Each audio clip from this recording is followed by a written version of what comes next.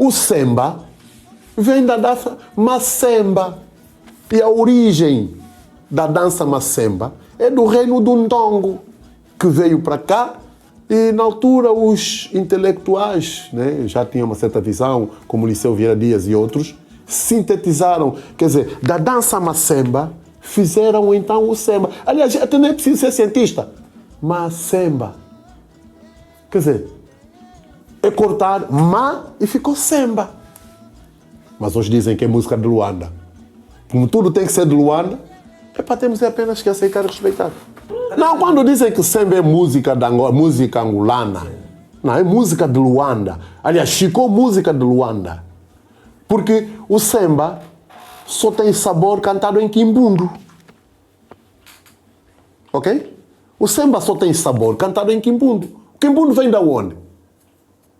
Quimbundo vem... Qual é a essência da língua quimbundo?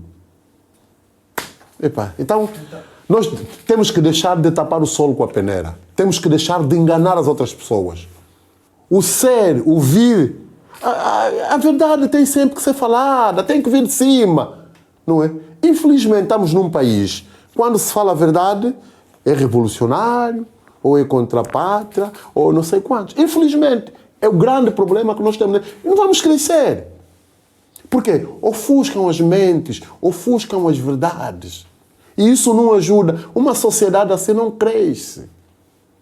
Não, é só para ver. O finado, pronto, o André Minga, os Mingas, são de Cabinda, não é verdade? Mas a cantar o samba sempre cantaram quimbundo. É? O próprio Liceu Vieira Dias, os gola-ritmos ou não sei quantos, né? A base, a matriz daquilo, é o Liceu. Era quimbundo. Está a perceber? Então, o quimbundo vem de onde, meus senhores? Essa é a pergunta base. O quimbundo vem de onde? E não estamos a falar este quimbundo de Luanda que é a pai, nem a mãe, nem a avó, nem a tio. Gipeixe, gibanheira. Não, isto não. Eu tive uma conversa com Lula da Paixão, em que eu, convidei para interpretar um tema meu, né, fazemos parceria, e que ele veio lá com o seu... Ele disse, não. Quimbundo da origem não se fala assim. A pai e a mãe não. Tata nem mama. Assim se fala no bom quimbundo. E ele depois disse, é verdade, tem razão. Deu o braço à palmatória. Disse, nós cá em Luanda falamos mesmo mal. Disse,